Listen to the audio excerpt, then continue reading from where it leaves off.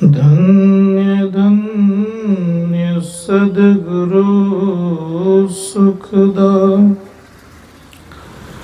महिमा कई नु जान।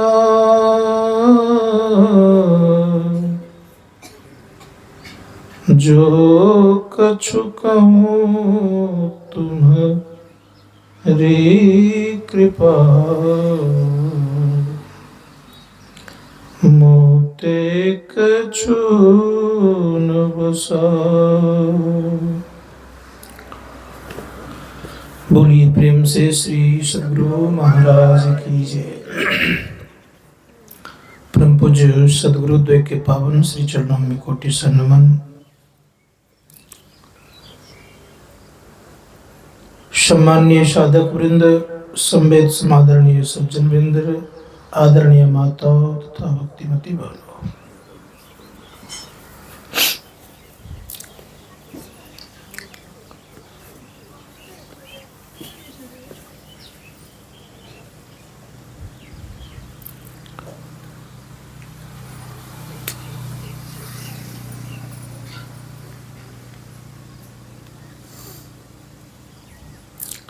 संसार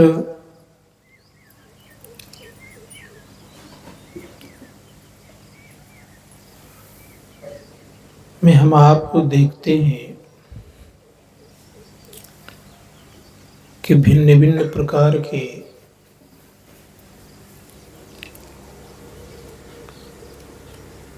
कार्यों में लोग व्यस्त रहते हैं।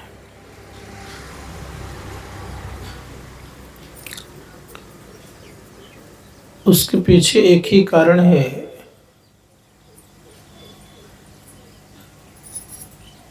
कि हमें सुख मिले। सुख प्राप्त करने के लिए नाना प्रकार के कार्य करते रहते हैं लोग।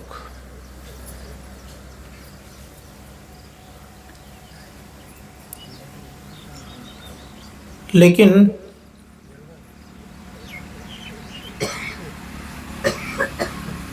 धर्मशास्त्रकार कहते हैं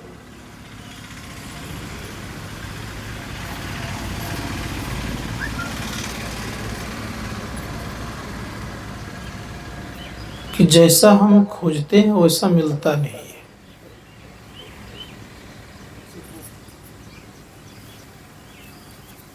अगर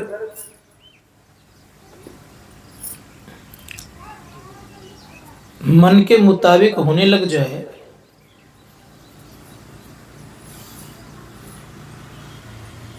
तो मानव धर्म कर्म को छोड़ देगा। सबसे पहले मन के मुताबिक नहीं होता है तो सोचता चलो धर्म करते कुछ मिल जाएगा। इसीलिए कुछ लोग यहाँ पर पड़े हुए हैं।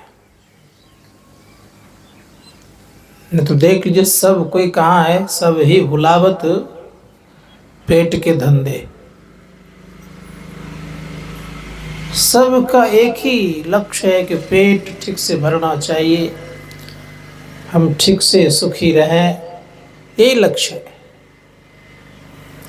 चाहे वो कोई क्यों न रहे।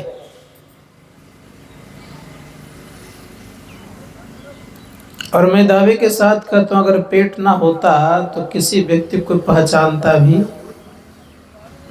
नहीं, कोई नाता और रिश्ता भी नहीं रहता, कोई संबंध भी नहीं रहता। आज एक दूसरे को जो जानते हैं मानते हैं किसके कारण, मूल में जाएंगे तो कहेंगे पेट के कारण ही जानते हैं और पेट के कारण उनकी बात को ही मानते हैं। ऐसे नहीं कहा संत महात्मा ने, सब ही भुलावत पेट के धंधे। किनको भूल गए हैं? उस परम पिता परमात्मा को सब कोई पेट के कारण भूल गए हैं। मैं जब आया यहाँ तो कहा बाबा अभी तो रबी फसल को घर करने का समय आ गया है।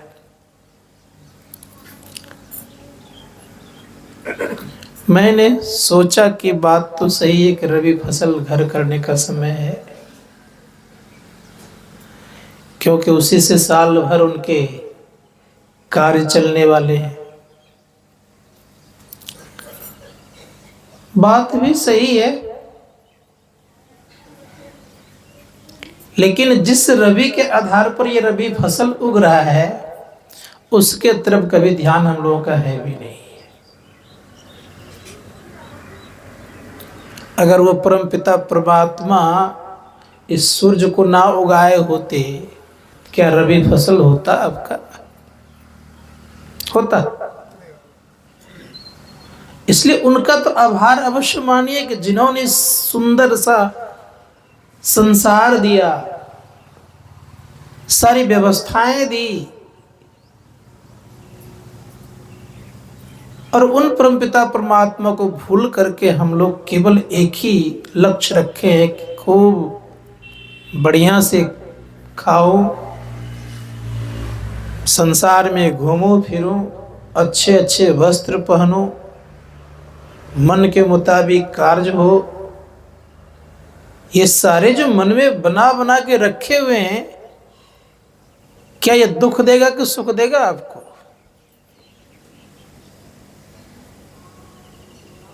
संत महात्मा गण कहते कि मन के मुताबिक किसी को आज तक अगर सुख मिला भी है तो दुख बाद में मिला है। रावण को मन के मुताबिक सुख था, जो चाहता था कर लेता था। परिणाम क्या हुआ? रहा न कुल में कोई रोबन हरा, कोई नहीं रहा। कितना था उनके पास? तो कहा गया 1,00,000 पूत 1,15,00,000 नाती, राजा रावण घर दिया न बाती। सोने का महल रुपए का छाजा, छोड़ चले नगरी का राजा।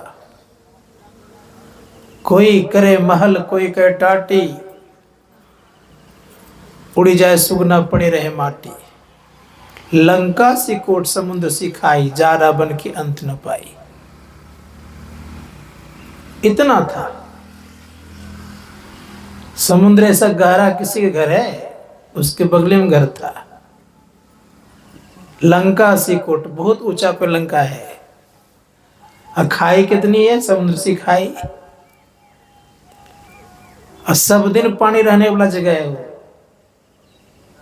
विचार करके देखिए। हम लोगों का ध्यानाभ्यास का शिविर रामेश्वरम में था, वहां से लंका थोड़ी दूर ही था।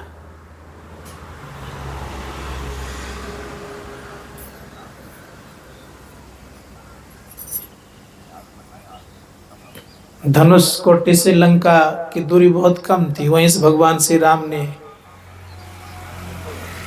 रावण जो नृत्य कर रहा था, नृत्य करवा रहा था रात में, वहीं से तीर मारा तो मंदोदरी के कर्ण फूल और रावण के मुकुट गिर गए। तो मैं कहना ये चाह रहा था कि ये सारी चीजें होने के बावजूद भी क्या आप सुखी हो पाएंगे?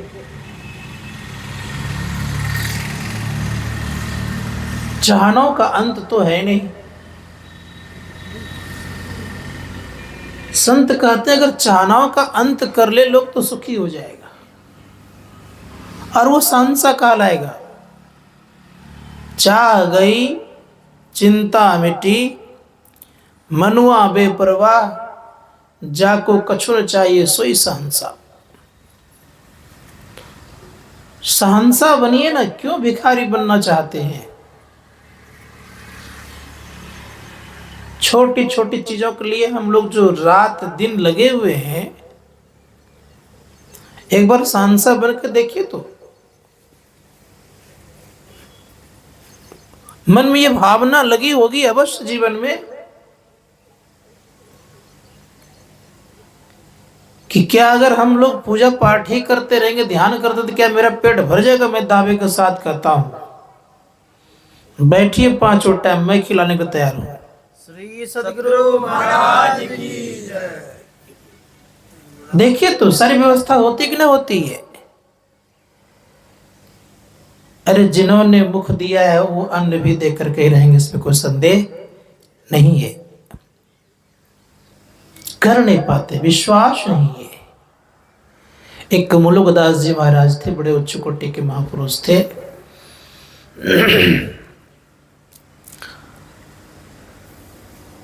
वे पूजा पाठ में लगे रहते थे। उनके परिवार वाले ने कहा कि तुम रात दिन यही काम करोगे तो पेट कैसे चलेगा, कुछ काम धंधा करो। उन बेचारे को काम में मन लगता नहीं था। बार बार घर वाले माता पिता की बातों को सुनते रहते थे, तुम कुछ करते नहीं हो, कैसे चलेगा। और कहते अक्सर घर वाले, नहीं कुछ बच्चे काम करे तो। भगवान का नाम में मस्त रहने वाले व्यक्ति थे। सोचा कि भाई क्या किया जाए।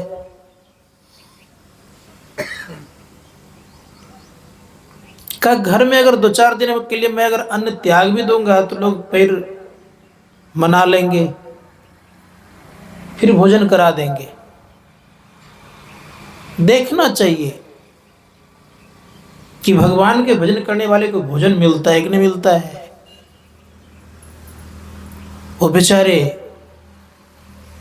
चले गए घनघोर जंगल, और सबसे जो ऊंचा वृक्ष था और छायादार था, उसी वृक्ष पर जाकर के चुपचाप बैठ गए, भगवान का नाम लेने लग गए।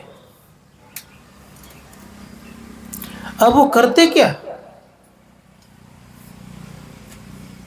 उसी होकर के 3 मुसाफिर जा रहे थे। उन लोगों को भूख लगी थी, तो उसी जगह रेडीमेड जो भोजन होता है, बिहार का कौन सा होता है, दही चूड़ा, वो लगाए, चीनी डाले। संजोग ये हुआ कि जंगल में घोड़े के टप टप की आवाज आ गई, तो तीनों भोजन छोड़ के भाग गए। और उसी होकर के वो तीनों आ रहे थे, देखा कि बहुत सुंदर भोजन है, ताजा भोजन है। लगता है कोई व्यक्ति इसी जगह आसपास में, उन तीनों को भूख लगी थी। तो एक उसमें से कहता है कि ऐसे नहीं खाइएगा। कसो क्या बात है, कहा अगर इसमें कोई जहर मिला दिया हो तो, आसपास छिपा हुआ हो तो, का ढूंढो। जब ढूंढा गया तो देखा कि वृक्ष के ऊपर पड़े हुए हैं मुलुकदास जी महाराज का, यही है। कहा उतरो।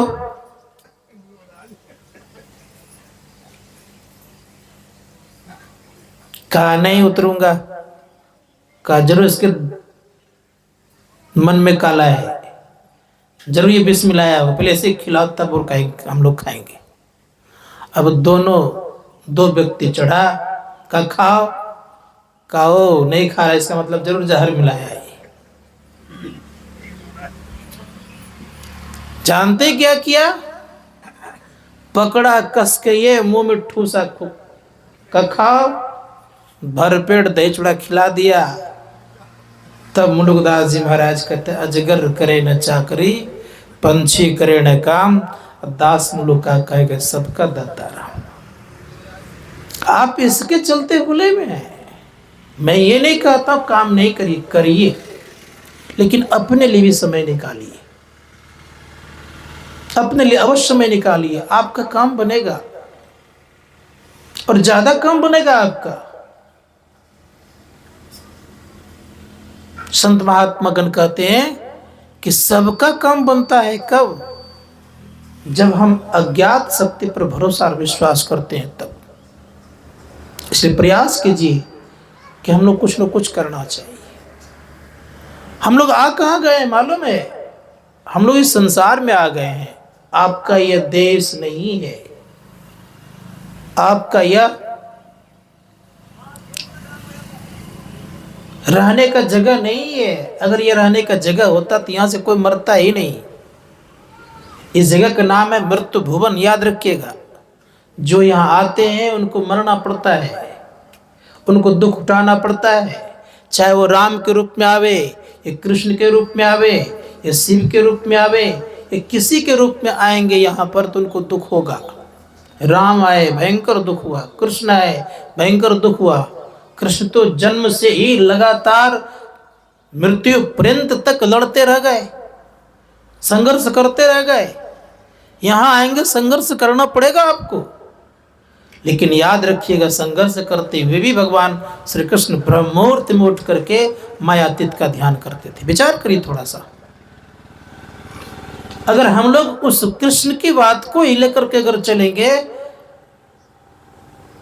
तो उन्हीं का उपदेश है कि युद्ध भी करो और मेरा स्मरण भी करो। सोचना पड़ेगा हम लोगों को।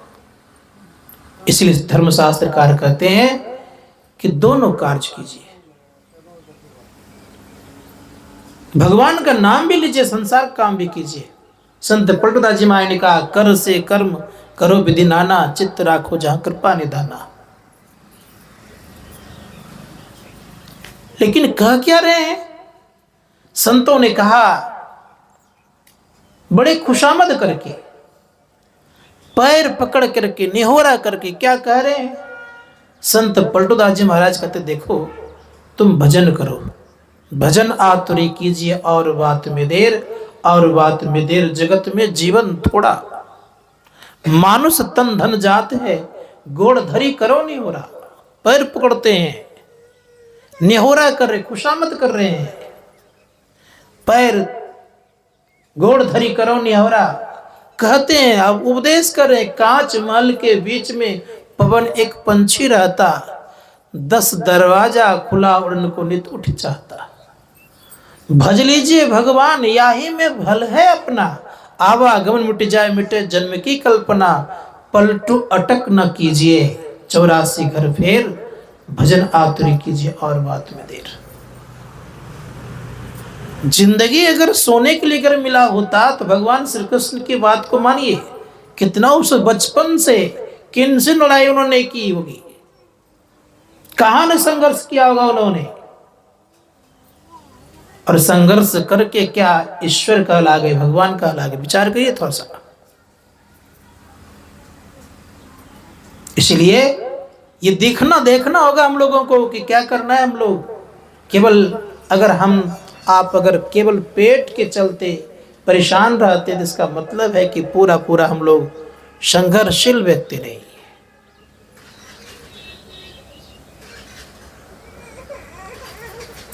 भगवान श्री कृष्ण कहते हैं कि तुम अपना अधिकार भी ढूंढो। तुम्हारा अधिकार क्या है, तुम्हारा दायित्व क्या है? चुपचाप बैठ मत जाओ, अधिकार को ढूंढिए। क्या मेरा अधिकार है, कहां मेरा अधिकार है? संत महात्मागण कहते हैं कि निर्णय लेना पड़ेगा तुम्हें, और इसके लिए संघर्ष करना पड़ेगा। संघर्ष बिना कोई व्यक्ति आगे नहीं बढ़ा है। जिनकी तस्वीर सुशोभित है, जिन महापुरुष संत तस्वीर देख रहे हैं, इसमें कम संघर्ष किए हुए हैं? देखिए तो किन्हीं के जीवन में। गुरु नानक देव जी महाराज बचपन में खूब संघर्ष किए। मौलवी साहब के पढ़ने के लिए भेज दिए तो मौलवी साहब ही परेशान हो गए। कहा कि पढ़ो अलिफ, तो बेचारे ने पढ़ना शुरू किया अलिफ। कहा बे पढ़ो, का बे का मतलब क्या होता है? कहा 2। कहा अलिफ का मतलब 1। कहा मुझे 1 को पहले जाने दे तब मैं दूसरा को जानूंगा। 1 मतलब कौन? वह परमपिता परमात्मा का 1 को जानूंगा तब दूसरे को मैं जानूंगा। छोड़ दिया पढ़ाई।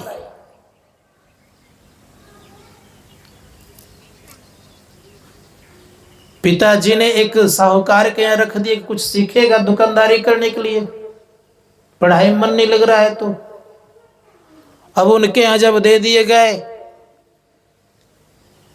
तो उनके कुछ नापना था, अनाज वगैरह का, इसको इतना मन देना है। अब बेचारे नापना शुरू कर दिए। नापना जब शुरू कर दिए तो राम 1, राम 2, राम 3, राम 4, राम 5, 6, 7, 8, 9, 10, 11, 12, अब तेरा का तो तेरा ही हो गए, देते रह गए तेरा तेरा। अब इतना तेरा तेरा दे दिए कि सेठ जी देख रहे थे, कहीं तो सब तेरा में ही दे दिए, बाकी तो कुछ बोलते ही नहीं है, तो क्या करे। सेठ जी को शंका हो गया कि देखें ज्यादा तो नहीं दे दिया, फिर से नप पाया तो उतना ही हुआ जितना उनको नापना था, ज्यादा नहीं हुआ। तो तेरा पर भरोसा रखेंगे तब न तेरा काम बनेगा, और तेरा पर भरोसा ही नहीं, तेरा काम कैसे बनेगा। इसलिए भरोसा रखिए। संत महात्मागण कहते हैं कि उस ईश्वर परमात्मा पर भरोसा अवश्य रखिए। बिनु विश्वास भक्ति नहीं, बिना विश्वास की भक्ति नहीं होती। ते ही बिनु न द्रवहि राम, जब तक विश्वास नहीं होगी, भक्ति नहीं होगी, राम की कृपा नहीं होगी। कि धर्मशास्त्रकार कहते हैं विश्वास डिगना नहीं चाहिए, अडिग विश्वास होना चाहिए, कुछ भी हो जाए। प्रहलाद का विश्वास डिगा कभी नहीं, ध्रुव का विश्वास कभी डिगा नहीं, तभी उन्होंने द्रुपद को प्राप्त किया और प्रहलाद ने भी भगवान को प्राप्त किया। इसलिए प्रयास करिएगा कि विश्वास घटे नहीं हम लोगों का, दिन दिन बढ़ना चाहिए विश्वास। तो ध्यान बिंदु उपनिषद कहते हैं कि क्या करना चाहिए, कहा कि ध्यान करो। कैसा ध्यान, क्या अक्षरों का बीज होता है बिंदु, याद रखिएगा, उसके ऊपर नाद होता है। नाद जब अक्षर ब्रह्म में लय हो जाता है तो उसे निर्माण की प्राप्ति होती है। बीजाक्षरम परम बिंदु नादम तस्यो परिस्तम सशब्दे चाक्षरे छीने शब्दम परमम पदम। इसलिए क्या करना चाहिए, बिंदु का ध्यान करना चाहिए। बिंदु ध्यान क्या है भाई, भगवान श्री कृष्ण ने इसी को श्रीमद् भागवत महापुराण में कहा है, सम आसन आसीन सम का यथा सुखम हस्ताबुत अधाया स्व सागर करते क्षणा। कहा कि बिंदु ध्यान करेंगे तो क्या होगा। तो भगवान श्री राम ने उपदेश किया, हनुमान जी कहा कि जो कोई बिंदु ध्यान करेंगे तो होगा क्या। तो बड़े सुंदर शब्द उन्होंने कहा है, दर्शना दर्शने हित्वा केवल स्वरूपता यह अस्ते का पिशाब्दुल ब्रह्म स ब्रह्मविद स्वयं। खा दृश्य और अदृश्य दोनों की अगर साधना कर लोगे तुम स्वयं ब्रह्म स्वरूप नहीं होगे, तुम स्वयं ब्रह्म हो जाओगे। ये बात कही गई है, विचार करके देखिए। हम ब्रह्म स्वरूप नहीं, ब्रह्म स्वयं हो सकते हैं कब, जब हम बिंदु और नाद की उपासना करते हैं। तो अब जो ब्रह्म ही बन जाएगा, क्या संसार की चाहना उनके जीवन में है, रहेगा क्या। उनको रोटी के लिए, कपड़े के लिए, मकान के लिए ललायत होना पड़ेगा। संत महात्मा इसके ललायत नहीं हो सकेंगे वो, और होंगे भी नहीं। इसलिए शास्त्रकार कहते हैं आपके पास संपूर्ण खजाना है। गुरु नानक जी महाराज ने कहा इस गुफा में अखुट भंडारा, तिसु बच्चे बसे हरि अलख हपारा।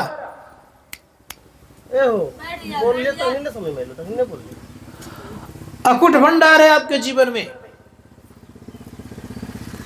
क्या नहीं है। संत महात्मा गण कहते सब कुछ है। इसलिए प्रयास करिएगा कि हमें ध्यान करना है। किसकी चाहना आपके भीतर में है, वो चाहना आपकी पूरी हो जाएगी। आप जो देवी मां की उपासना करते हैं, चाहे आप शिव की उपासना करते हो या विष्णु भगवान की उपासना करते हो या गणेश की उपासना करते हो, जिन किसी की आप उपासना करते हैं आपके शरीर में विद्यमान है भाई। सरस्वती की उपासना करने वाले को भी सरस्वती आपके शरीर में विद्यमान है। आप देख तो लीजिए एक बार करके, दो चार का नाम भी मैं गिना देता हूं। मूलाधार चक्र पर गणेश और यम दोनों निवास करते हैं, याद रखिएगा। स्वाधिष्ठान चक्र पर ब्रह्मा जी है। मूलाधार चक्र कहते हैं गुदा चक्र को, स्वाधिष्ठान कहते हैं लिंग चक्र को। ब्रह्मा जी वहां निवास करते हैं, भगवान विष्णु निवास करते हैं। विचार करिए, हृदय चक्र पर भगवान शिव विराजमान है, कंठ चक्र में मां सरस्वती हैं, और आज्ञा चक्र में शिव पार्वती दोनों विराजमान है। आज ही थोड़ा सा और दे में, हाथ में आपके इंद्र हैं, नाक में अश्विनी कुमार है, जिह्वा पर वरुण है, बाएं आंख में चंद्रमा है, दाएं आंख में सूर्य है, पैर में आपके 52 भगवान हैं। इतने तो नाम लगभग जानते हैं, क्या और जानते हैं, क्या और गिना दें? संत महात्मागण कहते इन सबों का दर्शन आपके भीतर होगा जब आप ध्यान करेंगे। तो कहीं अगर आपका मन आज्ञा चक्र में ठहर गया, दृष्टि टिक गई, और जिन देवताओं का आवाहन करें वो देवता आपके सामने प्रकट हो जाएंगे। लेकिन हकीकत देवता का दर्शन करना तो चाहते नहीं। जहां दर्शन होना नामुमकिन है, क्योंकि जब तक भीतर दर्शन नहीं होगा तब तक बाहर दर्शन होना संभव नहीं है। इस धर्मशास्त्रकार कहते हैं कि अपने अंदर में चलिए, और जब चलेंगे तो प्रत्येक देवता, जिन ऋषियों को कभी आपने जीवन में नहीं देखा होगा वो ऋषि का भी दर्शन हो जाएगा आपके जीवन में। लेकिन ठहरना जानेंगे तब, बिना ठहरे तो होगा नहीं। कहाँ ठहरेंगे? ऋषि मुनिगण कहते हैं कि आपको आज्ञा चक्र में ठहरना चाहिए। आज्ञा चक्र आप हमका डेरा है, हमारा आपका डेरा है। आज्ञा चक्र करो डेरा, वहां डेरा है। वहीं से सारे संपूर्ण शरीर में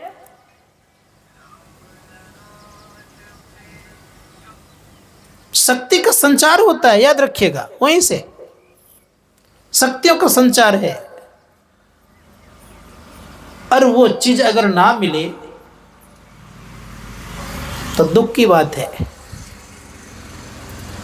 संत महात्माओं ने कहा कि जीवन में बहुत कुछ प्राप्त कर सकते हैं अगर आप आज्ञा चक्र में ठहरना जानते हैं तो। इसलिए शास्त्रों की बात को मानिए, और शास्त्रों की बात से ज्यादा जो साधक अभ्यासी उसकी बात को मानिए, क्योंकि ये आपको सुख देगा। आपको एक रास्ता सही दुरुस्त बताएंगे कि ऐसे चलोगे तो काम तुम्हारा होगा। केवल करना क्या है? तो गुलाल साहब का तो उल्टो, पहले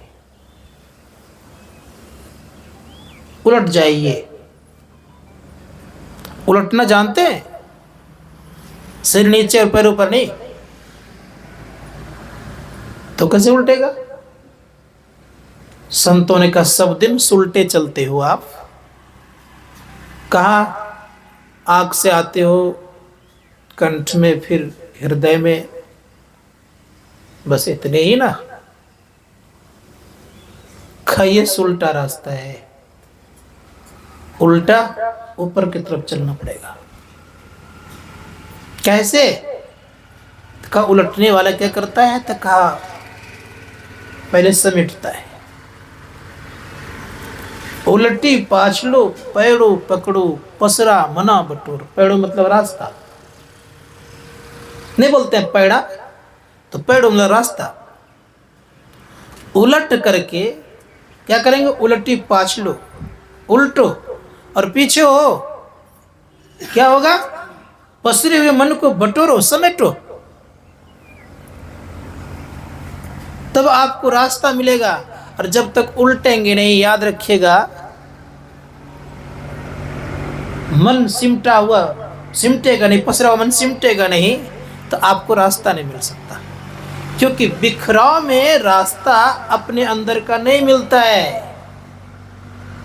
सदैव याद रखिएगा, बिखराव में अपने अंदर में रास्ता दिखता नहीं है, और बिखराव में सुख भी नहीं है, ये भी याद रखिएगा।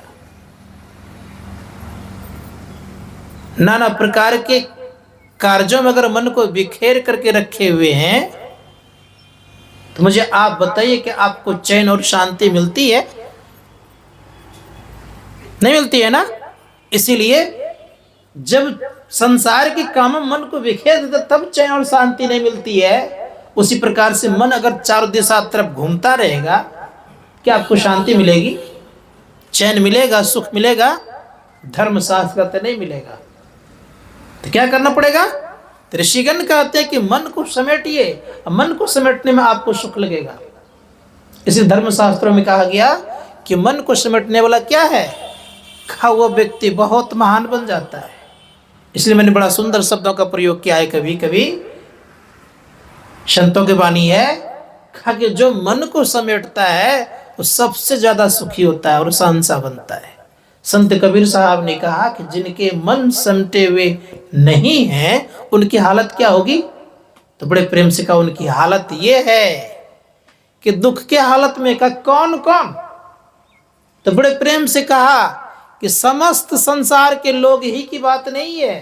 कहने लग गए कि तन धर सुखिया कौन देखा, जो देखा सो दुखिया हो। उदय अस्त की बात कहतूं, सबका किया विवेका हो। घाटे बाड़े सब जग दुखिया, क्या गिरही क्या बैरागी हो। सुखदेव आचार्य दुख के डर से, बेचारे को दुख का आभास पहले से हो गया।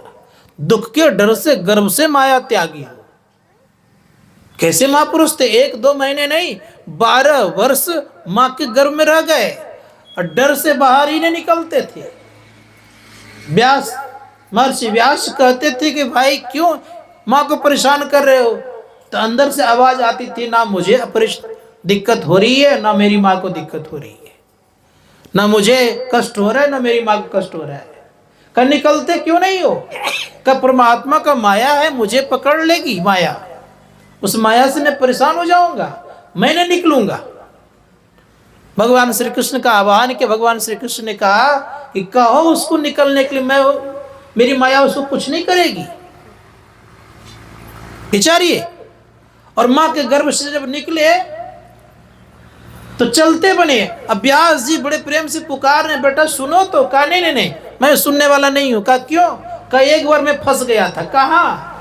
कहा एक समय की बात है पिताजी, मैं इस जीवन में रह करके देखा है, एक बार तुम्हें फंसा, ऐसा फंसा कि मेरी दुर्दशा पुर गई। कहा क्या हुआ? कहा पिताजी एक बार मैं गदहा योनि में चला गया था संसार में, और वो गदहा योनि में चला गया तो मैं धोबी क्या रहता था। धोबी बेचारा क्या करता था, तो बहुत सारे कपड़े को उबाल उबाल करके मेरे पीठ पर रखता था, मैं ले जाकर घाट पहुंचाया करता था। एक दिन संजोग से होली का समय आया, लोग रंग गुलाल खूब खेले, और खेलने के बाद उस सारे कपड़े को लेकर के उबाल दिया और मेरे पेट पे रख दिया।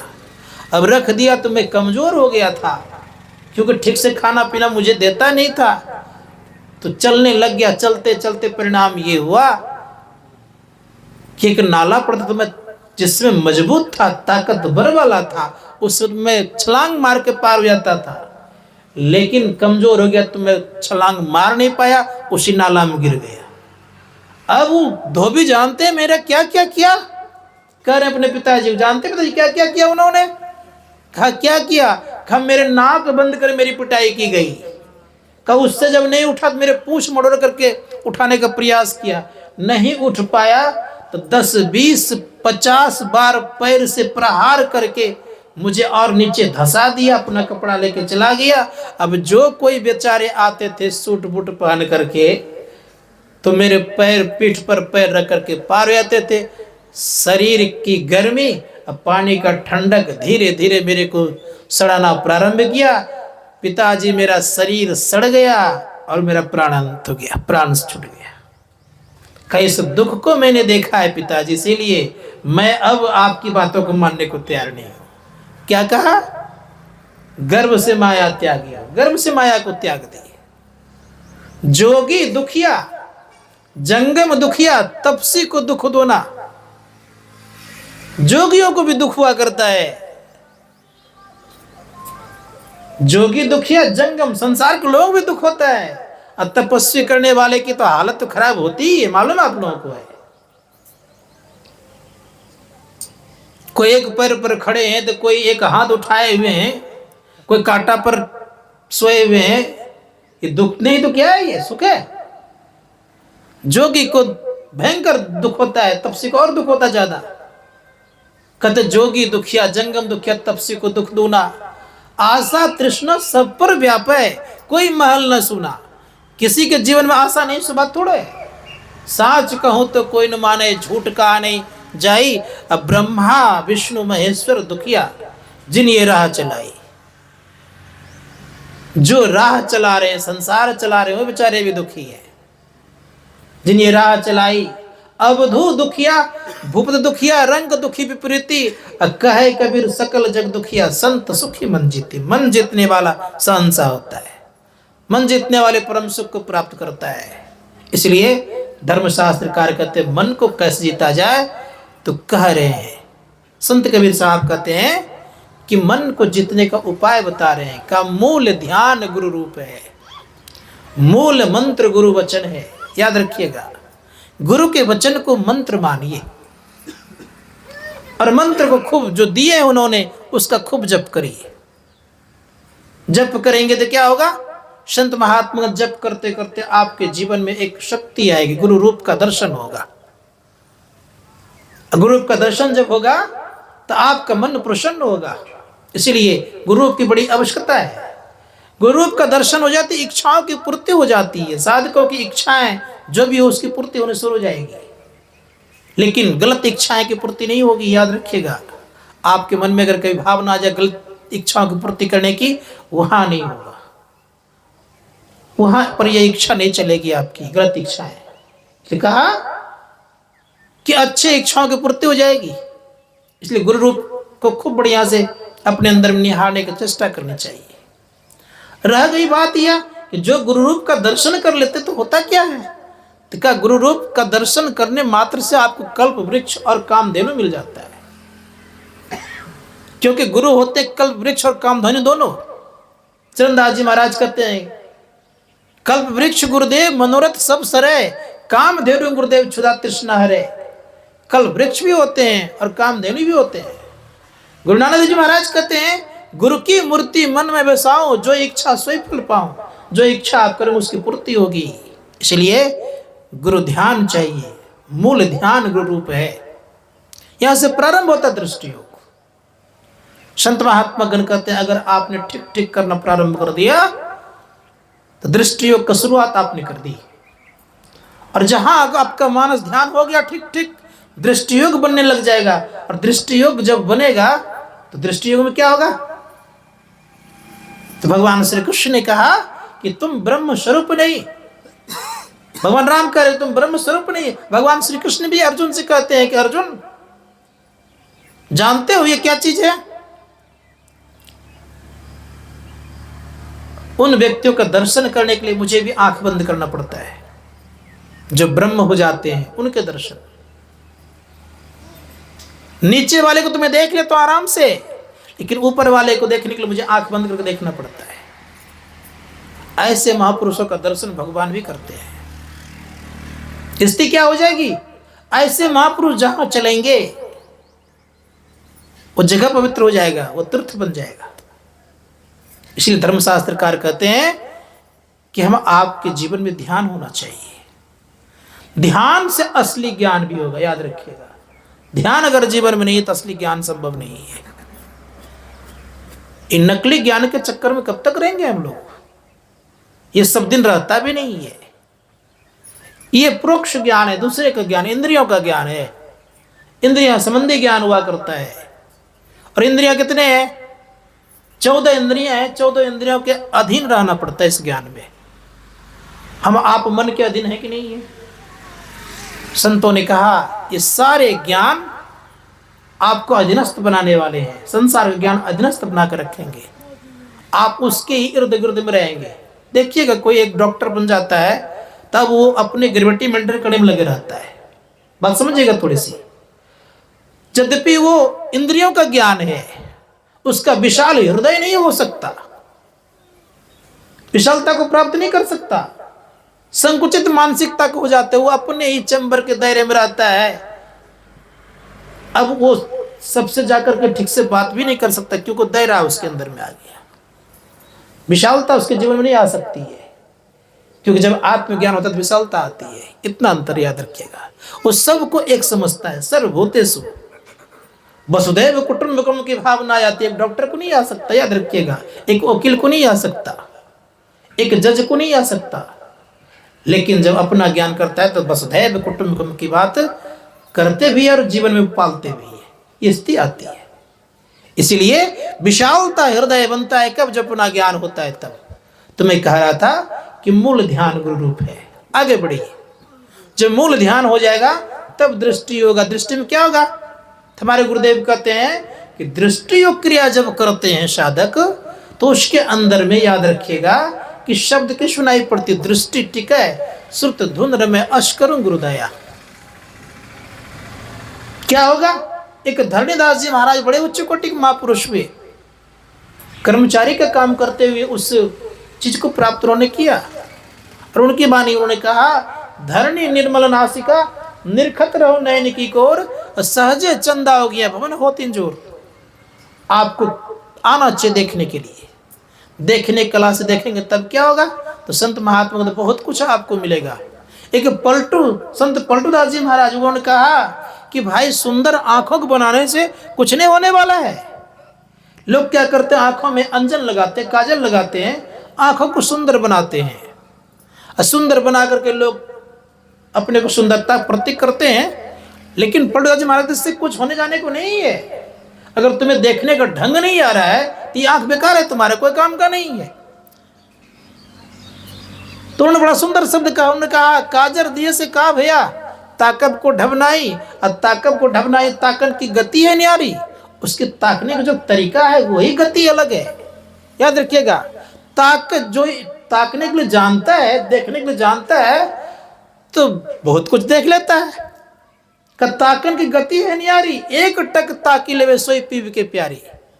जो ताकने जानता है पीव के प्यारे अर्थात परमात्मा के प्यारे बन जाते हैं। और जिनको ताकने ही नहीं आता तो क्या करेगा आंख बेचारा? ऐसे आंख तो फूट जाए, कोई काम का ना रहे।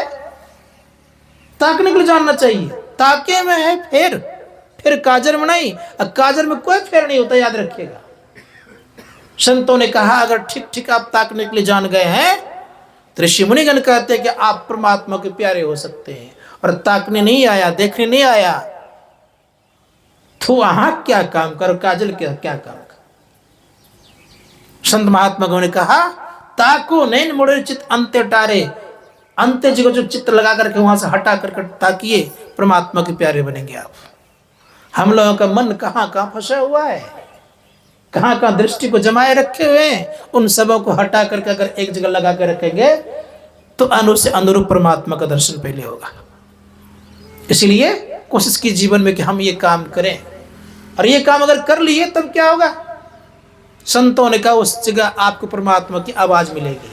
और उस आवाज को जो पकड़ेगा, धर्मशास्त्रकार कहते हैं कहाँ जाएगा वो? रात्रि काल में कुत्ता को आवाज लगाते हो आप तो कहाँ आता है वो? जो आवाज लगाता है उन्हीं के पास न पहुंचता है वो कुत्ता।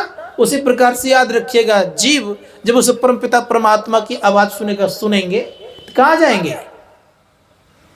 परमात्मा की तरफ जाएंगे। इसलिए संत महात्मा गण कहते हैं उस आवाज को सुनोगे तो आपको आनंद मिलेगा। कब होता है कब नहीं होता है? तो संतों ने कहा हर वक्त होते रहता है। उठत बैठत सोबत जागत टुक बिहीन नहीं तारा, झिनझिन जंतर निस्दिन बाजाए जम जालिम पचिहारा। उठते बैठते खाते पीते चलते फिरते हर हमेशा होते रहता है, वो कभी बंद होता नहीं है। संसार का बाजा गया तो लाइन कट गया तो बंद हो जाता है, भीतर का बाजा कभी बंद नहीं होता है। इसलिए धर्मशास्त्रकार कहते कभी बंद नहीं होता है। तो विचारना होगा कितना अंतर है। कि हम लोग को प्रयास करना चाहिए कि अपने अंदर में जो होता है उसको सुनने का चेष्टा करें। सुनेंगे तो कहाँ जाएंगे? परमात्मा की तरफ जाएंगे। एक डॉक्टर की बात को सुनते सुनते डॉक्टर बन जाता है, एक इंजीनियर की बात को सुनते इंजीनियर बन जाता है। परमात्मा की आवाज को सुनेंगे तो क्या बनेंगे आप?